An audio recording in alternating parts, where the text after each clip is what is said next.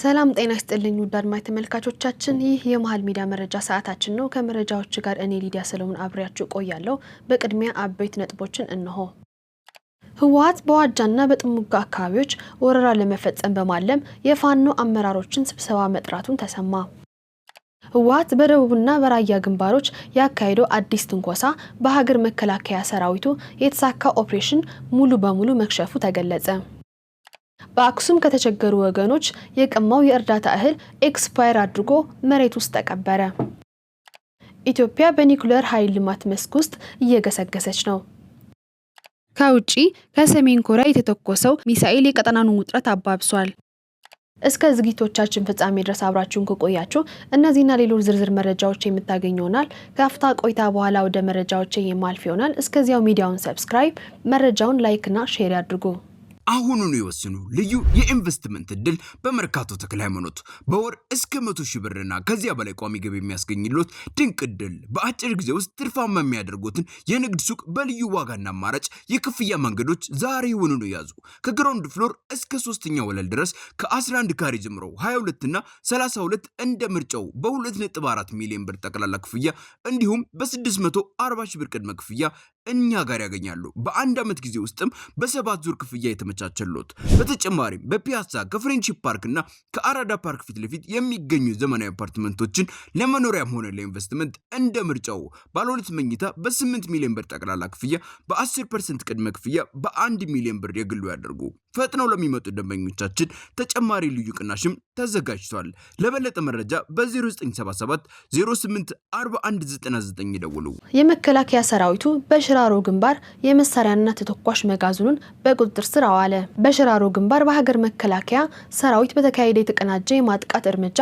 የትነግ ኃይሎች አከማችተውት የነበረ ታላቅ የጦር መሳሪያና የተተኳሽ ዲፖ ወይም መጋዘን በሙሉ ቁጥጥር ስር መዋሉ ተገለጸ በዙ በተካሄደው እርምጃ በኃይሉ ላይ ከፍተኛ ሰብአዊና ቁሳዊ ኪሳራ ማድረሱን ከተገኘው መረጃ ለማወቅ ተችሏል ግንባሩ የሚገኙ የቡድን ታጣቂዎች ሙሉ በሙሉ ከተተኳሽና ከስንቅ አቅርቦት ውጪ እንዲሆኑ አድርጓቸዋል ይህን ተከትሎ ከባድ የጦር መሳሪያና የሰው ኃይል ምት ምክንያት በቡድኑ ከፍተኛ ወታደራዊ አመራሮችና የመስክ አዛዦች መካከል የነበረው ቅንጅት ሙሉ በሙሉ መፍረሱ ተጠቅሟል የመሳሪያ መጋዘኑ በሰራዊት እጅ መውደቁንና ከፍተኛ ቁጥር ያለው ታጣቂ መደምሰሱን ተከትሎ በከፍተኛ አዛዦች መካከል የመረጃ መሽሎክና የቸልተኝነት ውንጀላ በመፈጠሩ በግንባር ደረጃ አዛዦች መካከል እርስ በርስ አለመተማመን ተከስቷል በደረሰው የኃይል እጥረትና የመዋቅር መላላት ምክንያት የታችኛው ክፍለ ጦር አዛዦች የከፍተኛ አመራሩን ትዕዛዝ ለመቀበል ፍቃደኛ አለመሆናቸውና በርካታ ታጣቂዎች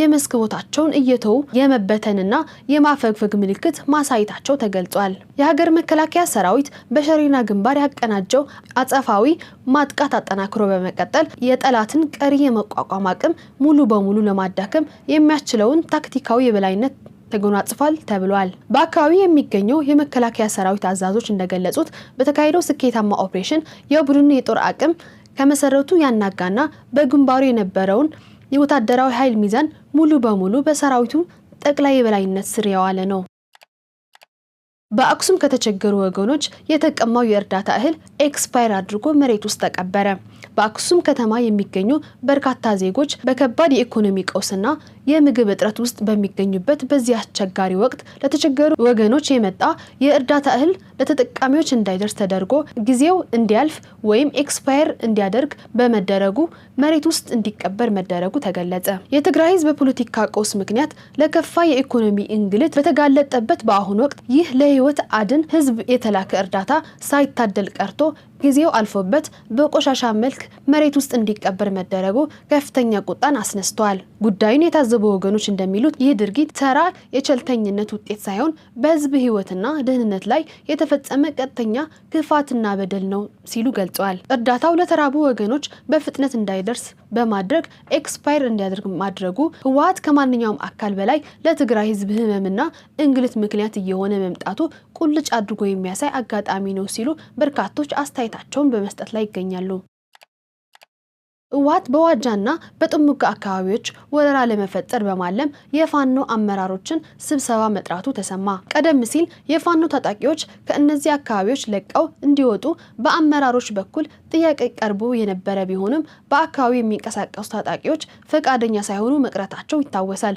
በዚህም ምክንያት በሁለቱ ወገኖች መካከል ተኩስ ልውውጥና እርስ በእርስ ግጭት ተከስቶ እንደነበር አይዘነጋም። አሁንም ቢሆን ህወሓት በራያ በኩል ያሉ የፋኖ ታጣቂዎች አካባቢውን እንዲለቁ ለማድረግ አመራሮችን ጠርቶ እየመከረ እንደሚገኝ ታውቋል። የስብሰባው ዋና ዓላማ አመራሮቹ በታችኛው መዋቅርና በታጣቂዎቹ ላይ ጫና በማሳደር ቦታውን ማስለቀቅ እንደሆነ ተገልጿል። ህወሓት ጦርነቱን ወደ አማራ ክልል በማስገባት ራያን ሙሉ በሙሉ በቁጥጥር ስር ለመዋል ማቀዱ ተጠቅሷል። በጉዳዩ ላይ የፋኖ የላይኛው አመራሮች ስምምነት ያሳዩ ቢሆንም ከታች ያሉ አመራሮችና ታጣቂዎች ግን ጥያቄውን ውድቅ ማድረጋቸውን ቀጥሏል። ህወሓት የጠራው ይህ ሚስጥራዊ ስብሰባ እምቢተኝነትን ያሳዩት ታጣቂዎች በልዩ የገዳይ ቡድን ኪለር ስኳድ ለማስጨረስ የተወጠነ ይሁን አይሁን እስካሁን የታወቀ ነገር የለም።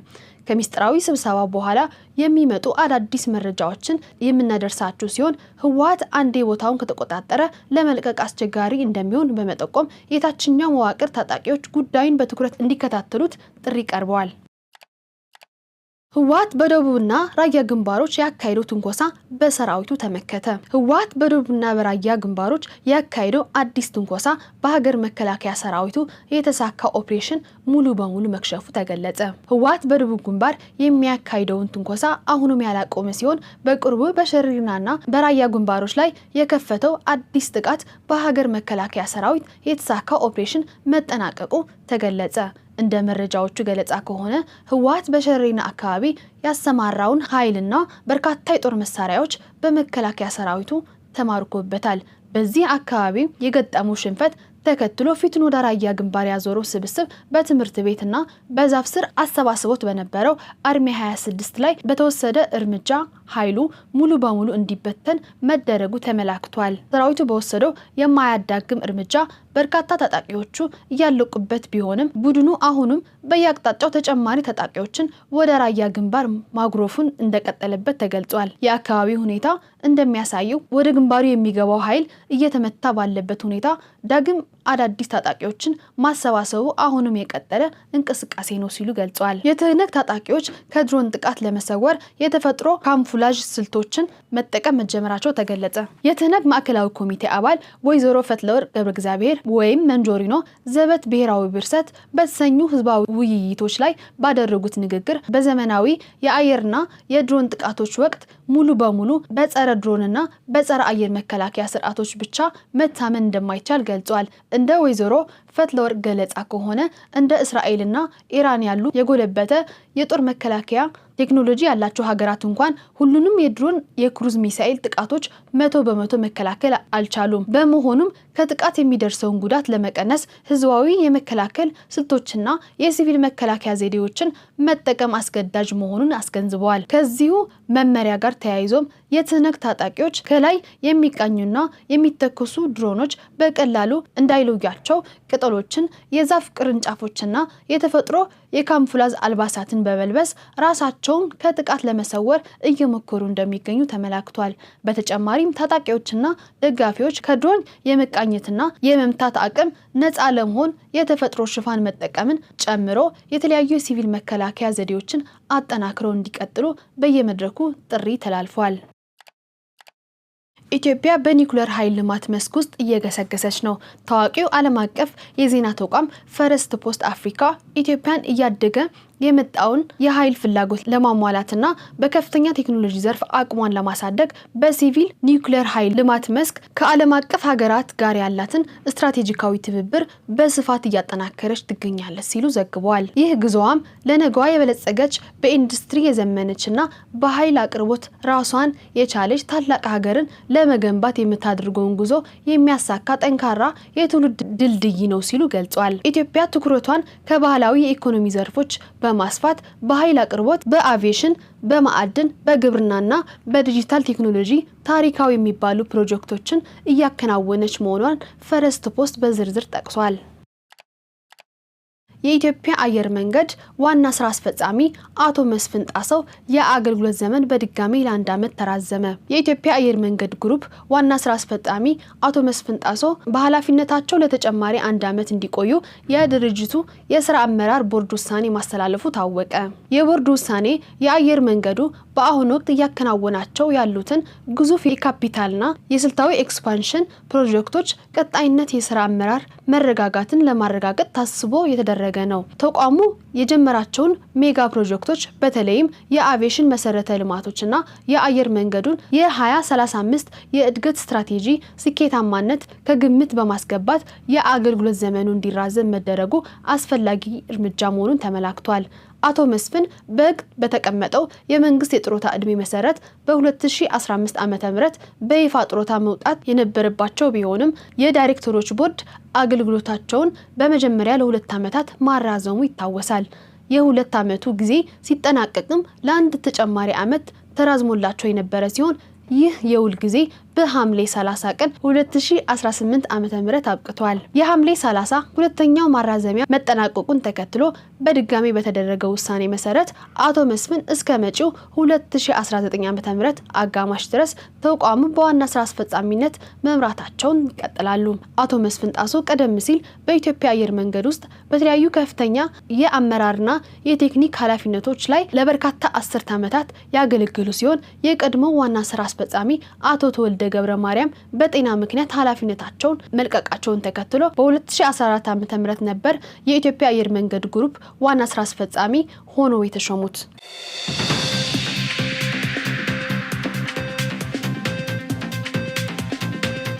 ከውጪ ከሰሜን ኮሪያ የተተኮሰው ሚሳኤል የቀጠናውን ውጥረት አባብሷል። አሜሪካና ደቡብ ኮሪያ ሊያካሂዱት ካዘጋጁት ግዙፍ የጋራ ወታደራዊ ልምምድ ጥቂት ቀናት ቀደም ብሎ ሰሜን ኮሪያ ሌላ አዲስ የባላስቲክ ሚሳኤል በማስወንጨፍ ቀጠናውን አስበርግጋለች። የደቡብ ኮሪያና የጃፓን ወታደራዊ ባለስልጣናት እንደገለጹት ውጥረት በነገሰበት የኮሪያ አካባቢ የተደረገው ይህ ድርጊት አዲስ የፖለቲካና የደህንነት ስጋት ደቅኗል። የፒዮንግያንግ አስተዳደር ሚሳኤሉን የተኮሰው ከምስራቃዊ የወንሳን የባህር ዳርቻ ሲሆን የጦር መሳሪያው በምስራቅ ባህር ወይም የጃፓን ባህር ላይ ከ700 ኪሎ ሜትር በላይ ርቀት ተጉዞ አርፏል። ይህ ድርጊት አሜሪካና ደቡብ ኮሪያ ኡልቺ ፍሪደም ሺልድ የተሰኘው ዓመታዊ መጠነ ሰፊ ወታደራዊ እንቅስቃሴ ለመጀመር በሚዘጋጁበት ወቅት መከናወኑ ድንገተኛ እንዳልሆነ ይነገራል። ሰሜን ኮሪያ እነዚህን የጋራ ልምምዶች ሀገሬን ለመወርወር የሚደረጉ ማደናገሪያዎች ናቸው በማለት አጥብቃ የምትቃወም ሲሆን የአሁኑ ማስወንጨፍም ለዋሽንግተንና ለሴኦል የተላከ ግልጽ ማስጠንቀቂያ እንደሆነ ባለሙያዎች ይናገራሉ። እስካሁን የነበሩ መረጃዎች ይህንን ይመስላል። ከመረጃዎች ጋር እኔ ሊዲያ ሰሎሞን ነበርኩ። መልካም ጊዜ ይሁንላችሁ።